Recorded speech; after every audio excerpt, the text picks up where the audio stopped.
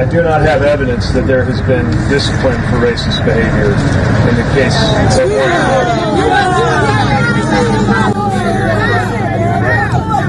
And you running for president? But if You truly running for president and you want people to vote for you? But if You running for president and you want black people to vote for you? That's a downfall. That's not going to happen. I'm not asking for your vote. You ain't gonna get it either. That's not good, Pete. That's not good. That's not good at all. Pete Buttigieg, the reason I'm showing this video with him engaging African Americans, this is after a shooting. I will give you a secret. In fact, I'm going to give you two secrets on this video. The first one, when a shooting takes place anywhere around the United States, we feel it as if it was near us. Meaning, all of us understand, almost as if it's in genetic memory, this notion of cops engaging with blacks. And it is a dispiriting engagement because you know that guy's a maniac. And we've seen killings where cops get to walk. So when something like that happens, it reflects poorly on you, Pete. And we all see it. We all, to some degree, even feel it. It's not a hive mind, so that's not what I'm getting at. It's more so this country has a certain history, this stuff has a certain context, and all of us understand the context from flesh to bone.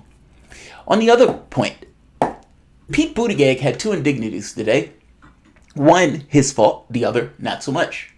The one that wasn't his fault was Elizabeth Warren essentially stole Pete Buttigieg's plan and is now calling it Medicare for All. Now, I'm going to chest thump on this because what did I say? I said Warren was going to, whatever she came up with, she was going to call it Medicare for All. And her supporters were going to cheer about it. And that is literally what has taken place. She, even by Nate Silver's estimate, has for the most part stolen Pete Buttigieg's plan and is calling it Medicare for All. Second indignity, which was his fault. Pete Buttigieg has a problem with African Americans, meaning we don't necessarily like him. Now, it's not necessarily a bitter dislike, it's more so a polling dislike. And that polling dislike is reflected in numbers that are outright atrocious. This is a poll where Pete Buttigieg didn't do all that bad in. He came in, if I'm not mistaken, 4th place in that poll. This is his support, 9%. Look at it with African Americans, 2%. 2% in a poll where he is in 4th place. Now, if you look at the other metrics in this poll, it's not that they dislike him. It's more so they just aren't going to vote for him. So Pete Buttigieg, if you're a campaign, this is a death nail, Knell, for a campaign. People keep telling me that Buttigieg is something. I don't know why they keep telling me that. I've made a folder for Kamala Harris when I thought she had a chance. Her campaign is on its way out. I made a folder for Biden, for Warren, and for Sanders. And I have images in those folders. There's no folder for Pete because Pete Buttigieg is not a thing. It's a media contraption. Buttigieg understands that he has this problem with African Americans. This number in a primary, and again, African Americans vote 90% even on a bad year. So if you're talking about the Democratic primary, you would imagine there's an outsized influence of African Americans in particularly in the voting. This is a killer. That's a killer. Now, Bernie Sanders. Talk to Bernie Sanders in 2016 about the problem with the African American vote and how losing the South in massive numbers ends your campaign. And you don't even have the other numbers to compensate. Ultimately, you and Elizabeth Warren are pulling from the same pool of voters. You don't believe me? Look at this. Elizabeth Warren does well in this poll. 30%. That's white. That's her highest number. In fact, it almost doubles every other group, the white vote. But look at Buttigieg's. Same thing. It nearly doubles every other vote total from every other demographic. As Buttigieg goes up, Warren goes down. They are grabbing at that same white liberal elite vote. So he needs the black vote. So what does Buttigieg do? Buttigieg goes to South Carolina and Buttigieg releases the Douglas Plan. Problem. The people that he attached to this plan have said, we didn't say we support this plan. In fact, we told him that we didn't support this plan. You heard that right. Buttigieg added names to a plan and then say he had 400 South Carolinians to endorse Buttigieg's Douglas Plan for Black America. It gets worse. How could it get worse than him putting people's names, prominent names, on this quote-unquote plan that supposedly support this plan? I'll tell you how it gets worse. Look at this. This gentleman right here with the arrow. Figgin, I think is his name. Pete said this guy is backing him. This guy, if you notice, there's Nina Turner, there's Dr. what is his name? Dooley, and there's Figgin. Now, why would Figgin be sitting here with Nina Turner if Pete has put him on his list?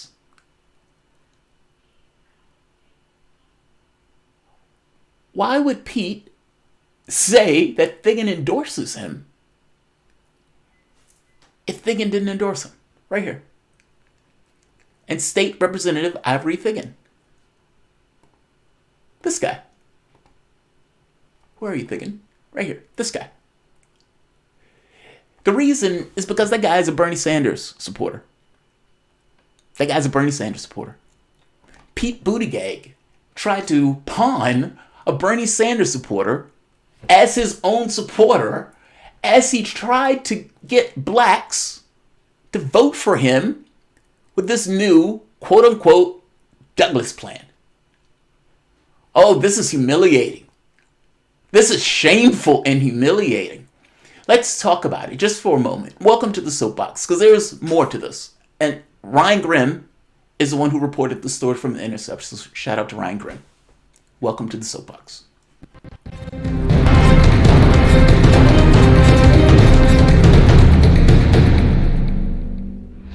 My name is Jamarl Thomas. This is the Progressive Soapbox. Guys, if you dig this content, please like, share, subscribe. You can always support PayPal, Patreon. Even $1 helps since they demonetize all of these videos. So let's get back to Pete's Douglas Plan. His Douglas Plan. Pete is trying to sell this plan starting with this picture right here. A comprehensive investment empowerment of Black America, the Douglas Plan. Look at the picture, though. Look at the picture. This is a stock photo, and this woman is Kenyan. She's not even African American. Now, Pete may be trying to reach something deep like, hey, your ancestors was grabbed from Kenya, maybe. And so, this makes it okay. Right off the bat, there's a certain cynical, narcissism or hubris with this. But, all right, you're trying to pawn this Kenyan off as African American. Fair enough.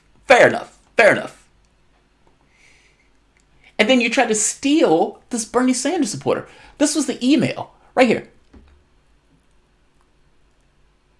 More than 400 South Carolinians endorse Mayor Pete Buttigieg's Douglas Plan for Black America. Now, what does that make you think of when you hear that? Do you immediately think, wow, they're backing Pete? They're not backing Pete. Some of them said, look, I think Pete's a decent guy.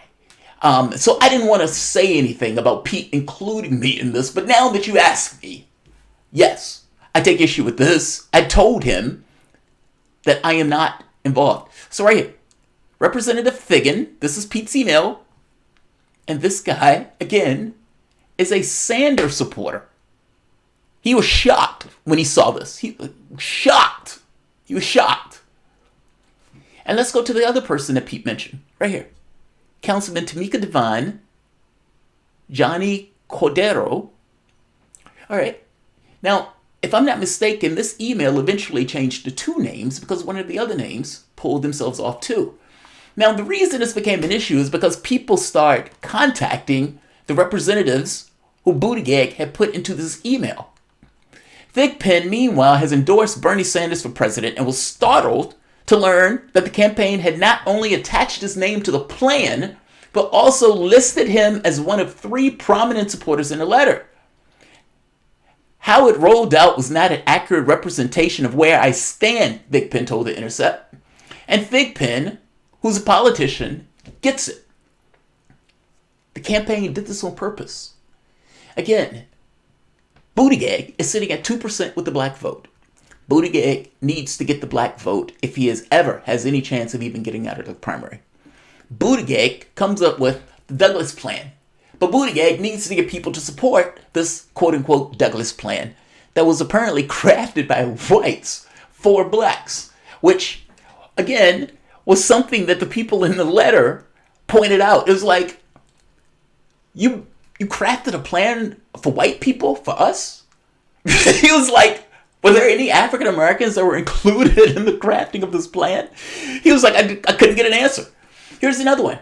Johnny Cordero is no longer listed publicly as a supporter. When the Intercept reached out for comment, he explained that he never endorsed the plan. He has never endorsed Buttigieg. I never endorsed that plan. I don't know how my name got there. No, that's not true. I know how my name got there, Cordero began, before explaining that Buttigieg had emailed him the plan and asked for feedback, which began the conversation. Now, this was the one who made the point that said, look, are there any black people in the crafting of this plan? In which case, that answer, for the most part, came back to be no. Here's another interesting point. Right, so Cordero, that's the other guy. He didn't want to feel like he was going after Pete. This was the gentleman I'm talking about before. So he didn't say anything. So his thing was, look, I kind of want to be above it all. I don't want to go after the guy. But since you asked me, here's the information. Now, the way the campaign tried to explain this, they made the argument. They said, look, we sent the letter and we allowed people to opt out by 4 p.m. And if they didn't opt out by 4 p.m., we ran with it. Think about that. The campaign is trying to explain this away. This is utterly astonishing. Right here. After publication, Buttigieg campaign said it had sent the plan to a list of supporters and asked them if they wanted to opt out or did they want their name included in the list. The email also specified that it was meant to represent over 400 black Carolinians. Now, this is where they get this number 400 from. More than 400 South Carolinians endorsed Mayor Pete Buttigieg's Douglas plan for Black America. Now, think about that for a moment. Just think about it. Think about it. If Pete is trying to get black voters, and Pete is coming up with a Douglas plan for blacks, and he sends out this email blast, look at all these black people that are backing me. Now, I've already shown you 2 of them was like, I have no idea how I got on this list. And not have any idea. He put me on that list, and I didn't want to be on that list. I didn't endorse that plan, nor did I endorse him. So right off the bat, this is a lie on its face. It's a lie on its face. Let's go further.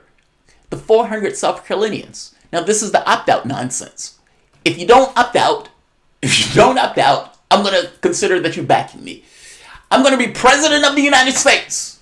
And everybody in America who's listening to my voice now has 4 p.m. to opt out. And if you don't opt out by 4 p.m., goddammit, I'm president. This is astonishing. And it gets worse. Because of the 422 names that Buttigieg put on that list, 297 are white. 297 are white. Yeah. So the way they were able to figure this out. Oh, I'm sorry. Of the 422 names, 297, they were able to associate a voter file with the person. Of those 297, that they could find a voter file, 62% were white. But here's the thing. The moment that you see this headline makes you think that this is blacks. Because otherwise, it's less relevant. Meaning, if you're trying to attract African Americans, and in trying to attract African Americans, you try to use this crowdsourcing thing, where you can make it look like other people are interested. Other people like you are interested in Pete. And then you find out that 62% are white. At least of the names that we know. So how does that entice blacks to go for this if it seems like the majority of the names that we can decipher are white? Now, Pete's campaign tried to explain, look, we never said that this was all blacks. And we would like a coalition to, push this stuff. Pete Buttigieg is full of it. Pete Buttigieg is full of it. This blew up in his face almost immediately. People started calling the various members on this list saying, oh my God, you're supporting Pete. Oh my God, you're supporting Pete. At which point, many of the people were like, I have no idea what you're talking about. I have no idea what you're talking about. They intentionally tried to give the impression that blacks were supporting this plan. And on top of that, tried to use lawmakers or popular lawmakers in those states in order to give it that much more oomph. All this stuff was a lie. All this stuff was a lie. Last point. Pete, I'm going to do you a favor. I'm going to give you another secret. This is the second secret. If you want the black vote, so my argument for African Americans is straightforward. How do you keep the monsters at bay? That is true. When I was growing up, we would go to the polls. Didn't matter who the Democrat was, just vote Democrat. How do you keep the monsters at bay? Doesn't matter who this guy is. If this guy will keep the monsters at bay, we'll put this guy in. That was the voting technique. And I don't necessarily think that voting technique has changed all that much, especially if you look at the older voters who are voting for Joe Biden. Look at this. If you want to know how you get the black vote, Pete, this is you. African Americans, 28%, probably will beat Trump. That's a low number though, Pete. 32% blacks think you will lose. Now the interesting part here is that when you look at all of the various candidates, blacks are the most optimistic about beating Trump. I find that utterly astonishing. Like if you even go to Kamala Harris, look at this. 30% blacks think she'll beat him. That's highest than any other group. Why are blacks so optimistic? 47%, Bernie Sanders. Higher than any other group. That's fascinating. That's fascinating. My point is, regardless, this is still a low number, Pete. They think you're going to lose to Trump. In fact, everybody thinks you're going to lose to Trump. Probably beat Trump 20%. That's all. That's all. That's low. That's very low, Pete. Meaning, across the demographics, everybody thinks you're going to lose to Trump. It's not because you're gay. It's not because you have a husband. It is because they think you're going to lose. Look at Biden's numbers, for example. Blacks, 55%. 55% of African Americans say, yes, he is going to beat Trump. Compared to your 28%. And you want to know why Joe Biden is getting the black vote? That. Who's going to keep the monsters at bay? This guy. This guy. That's electability. That's kind of my point when I make this argument that who keeps the monsters at bay? And when you look at that, they look at Joe Biden and said, this guy will keep the monsters at bay. In fact, across demographics, for the most part, they think about that relatively the same. If you go to Sanders, Joe Biden's numbers are higher than Sanders. Sanders didn't do great in this poll. I think he came in third place. But look at his numbers. Who keeps the monsters at bay? 47%. Compared to 22% who think he'll lose. Why do you think Sanders is second in getting the black vote? Right there. He has a multicolor coalition. And part of that is because even though they think Joe Biden is a safer bet in that sense, they think Sanders still could win. And beyond that point, look at the other demographics. Whites, many of these guys are conservative, so fair enough, 26%. Hispanics, 38%, compared to 37%. It's split, but it's still split on the side of we think he can win. And Sanders is crushing with Hispanics, if I'm not mistaken, even more than blacks. If you want to beat or get the black vote, Pete, you got to be able to keep the monsters at bay. And nobody thinks you can keep the monsters at bay. I think that's my point. It's not because you're gay.